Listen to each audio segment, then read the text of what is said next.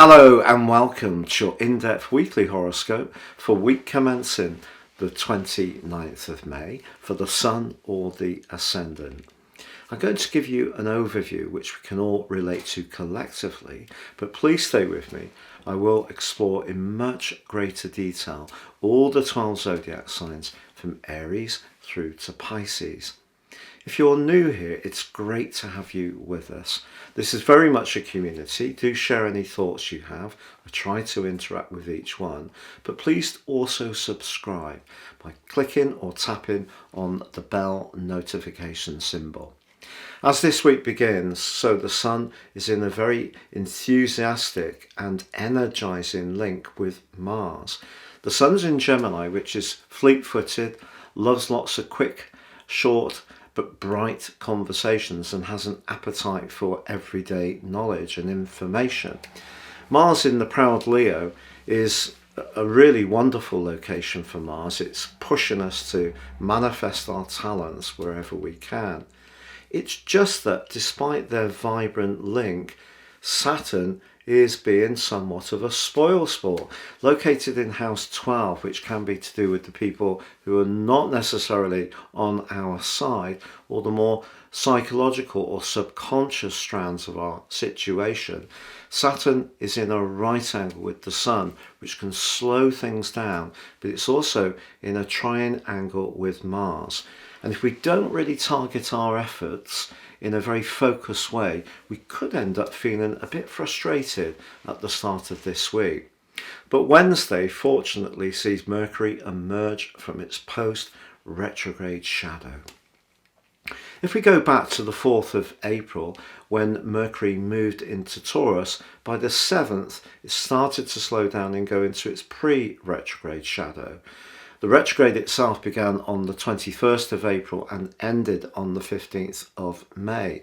But if anything to do with finance has felt sluggish, has slowed down for you, or you've been waiting for some information or news, the chances are you're going to get that confirmation in the second half of this week as Mercury comes out of shadow, which is like a mini retrograde, but also aligns with the bright energies of Uranus, which is very much about truths.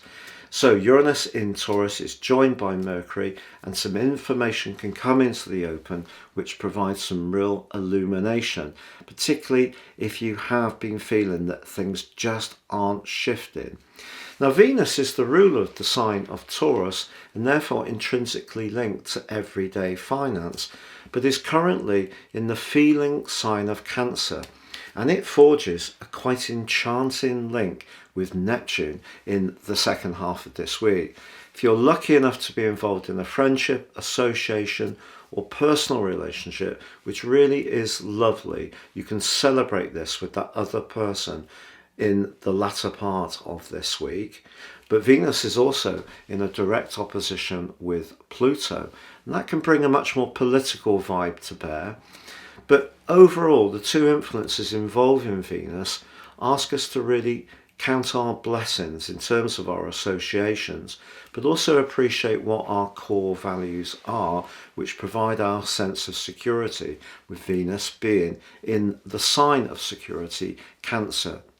But as the week draws to a close, we do have the full moon, the Sagittarius strawberry full moon.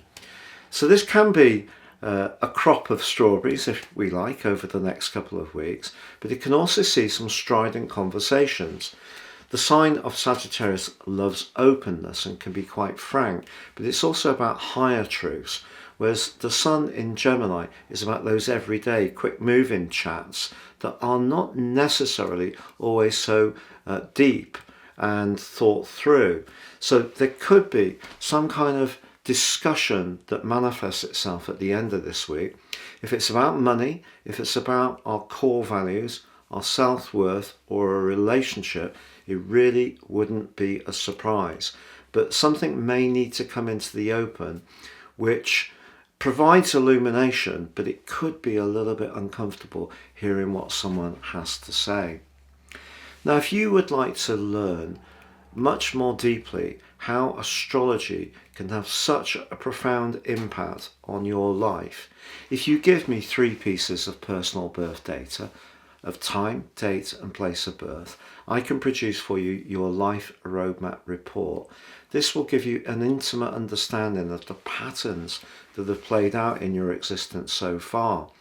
In my special offer of 30% off, you can also get your 12-month forecast, totally unique to you, these reports, and that will give you Syrian insights. If you don't know your time, my new solar reports based on the sun can also be invaluable to you. Please see the links below for more. So Gemini, your week commencing the 29th of May forecast continues to see the sun in your sign angling positively to Mars in house 3.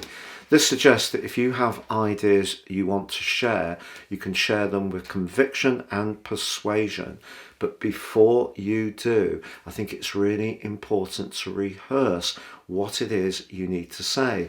And one of the reasons for that is that I feel that because your ruler Mercury has been locked into a rather isolated part of your chart since the 4th of April and has gone through the pre-retrograde shadow, the retrograde itself, and more recently the post-retrograde shadow, which it emerges from this Wednesday, you have felt just a little bit detached or withdrawn from others. So if there is something that you want to express about your plans or some ideas or skills or talents you have, just rehearse things, because I feel that maybe you've lost a bit of momentum or even a little bit of confidence recently. And also Saturn, in a very visible part of your situation, is going to test out your desire for greater recognition over the next couple of years, and that's angling in a stubborn way with Mars and a quite inhibiting way with the Sun. So if you work things out, perhaps rehearse it with someone that you can really rely upon, and then share it with someone in a position of influence that you have to interact with, I feel that you're going to be much more set up to have some kind of breakthrough.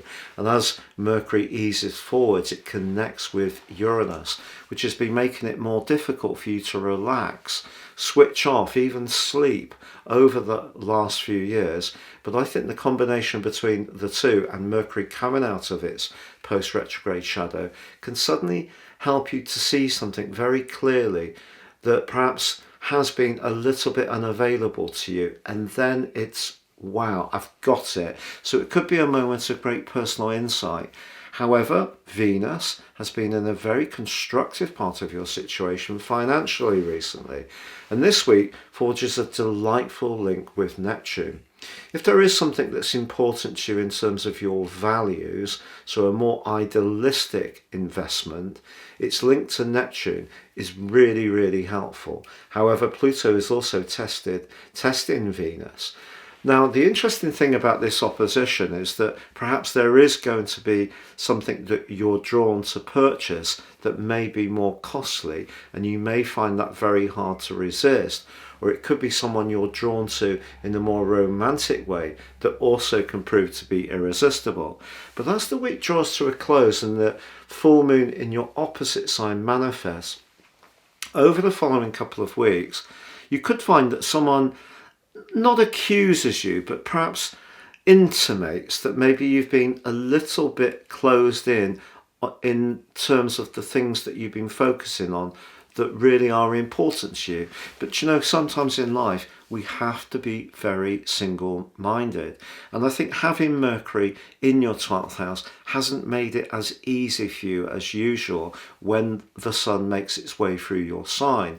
Now on the 11th of June, Mercury will move into Gemini, and that's really going to see you come back into natural form. And of course you've also got your new moon to look forward to later in the month as well. So if there is something you need to push back on a little bit, just remind that person that this particular project or strand is vitally important for you, and in fact once it really works out, it actually can be of help to others too.